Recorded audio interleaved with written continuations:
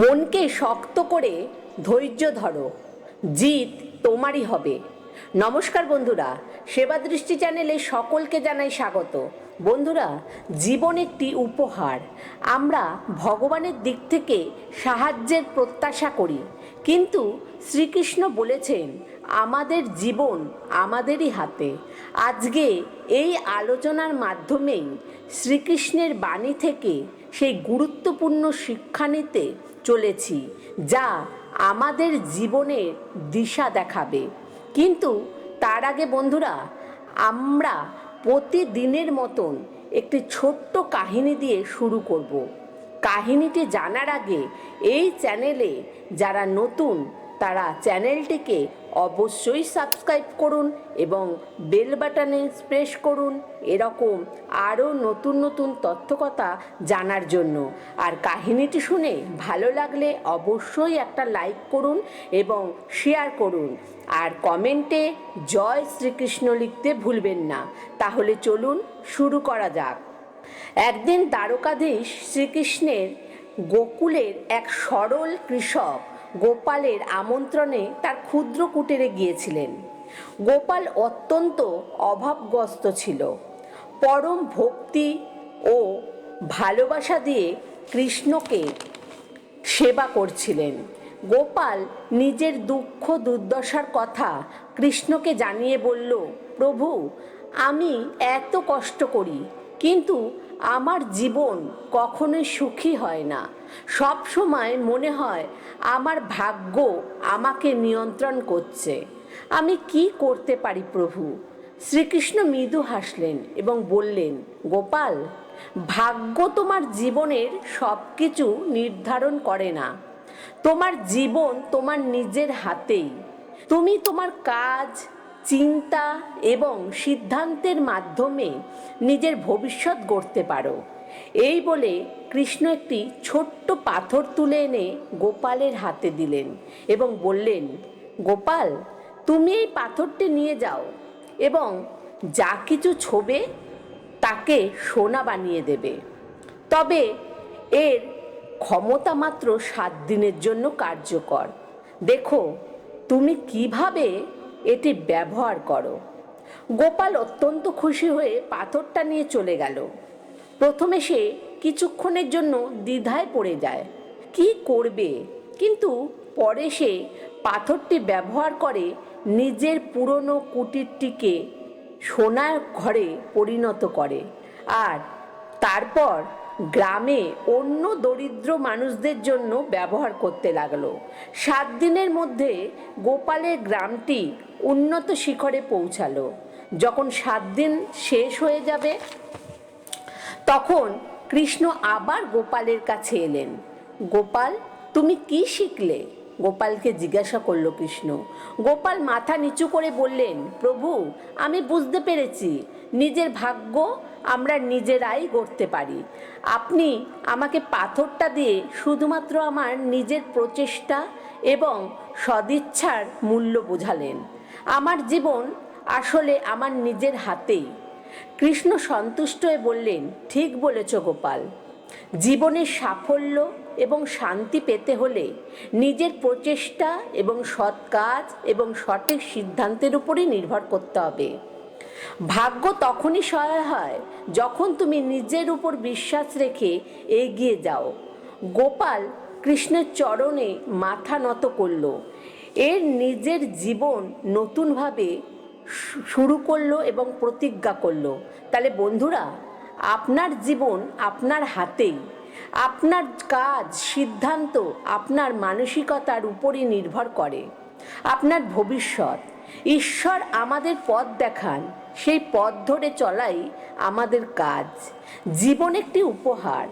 আমরা প্রায় ভগবানের কাছ থেকে সাহায্যের প্রত্যাশা করি, কিন্তু শ্রীকৃষ্ণ বলেছেন আমাদের জীবন আমাদের হাতেই। এই কাহিনীটি আমরা শ্রীকৃষ্ণের বাণী থেকে সেই গুরুত্বপূর্ণ শিক্ষা নিয়ে আলোচনা করব, যা আমাদের দিশা দেখাবে।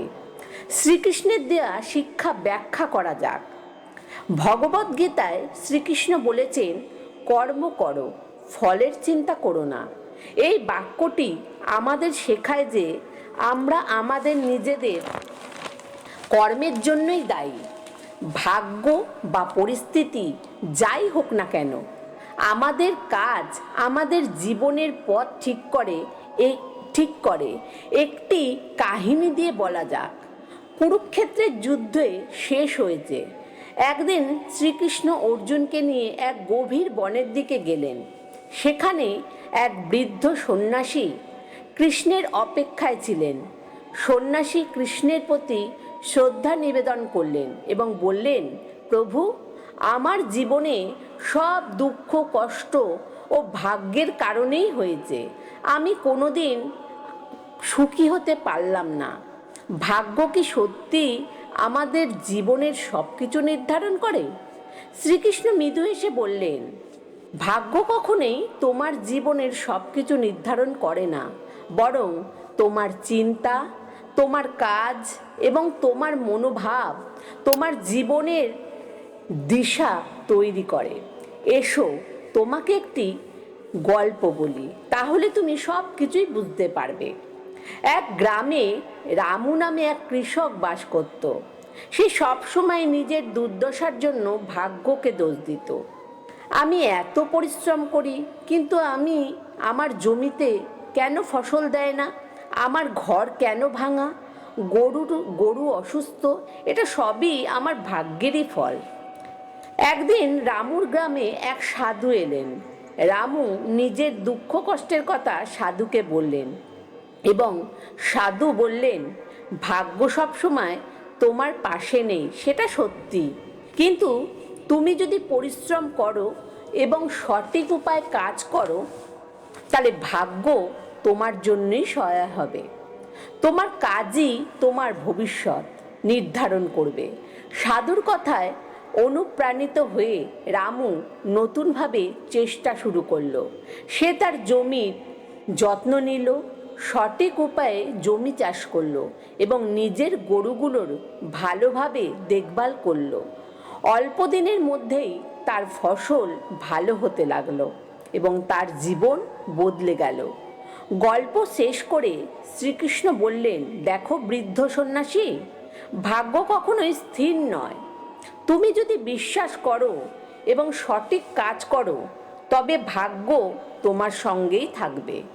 জীবনের সাফল্য ও সুখ শুধুমাত্র ভাগ্যের উপর নির্ভর করে না, বরং তার উপর নির্ভর করে তোমার প্রচেষ্টা ও দৃষ্টিভঙ্গির উপর। বৃদ্ধ সন্ন্যাসীর চোখ খুলে গেল। তিনি কৃষ্ণের চরণে প্রণাম করলেন এবং বললেন, প্রভু, আমি এবার থেকে ভাগ্যকে আর দোষ দেব না, নিজের কাজকেই সর্বোচ্চ গুরুত্ব দেব। ভাগ্য তোমার জীবনের সব কিছু নির্ধারণ করে না, নিজের পরিশ্রম, সৎ কাজ এবং ইতিবাচক মনোভাবই তোমার জীবনের পথ তৈরি করে।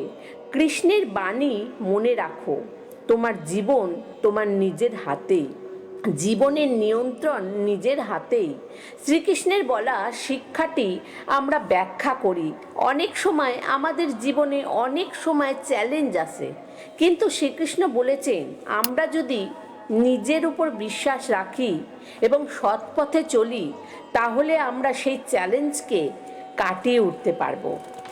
আপনি যদি আপনার জীবনের দায়িত্ব নিজের হাতে নেন, তাহলে জীবন আপনাকে সাফল্যের পথে এগিয়ে নিয়ে যাবে। তাই বন্ধুরা, নিজের প্রতি বিশ্বাস রেখে, ধৈর্য রেখে যদি আপনি সমস্ত কাজ করেন, তাহলে আপনার ভবিষ্যৎ আপনি নিজের হাতেই বদলাতে পারবেন। আপনাকে কেউ হারাতে পারবে না, জিত আপনারই হবে। বন্ধুরা, কাহিনীটি শুনে ভালো লাগলে অবশ্যই লাইক করুন এবং কমেন্ট করুন। ধন্যবাদ।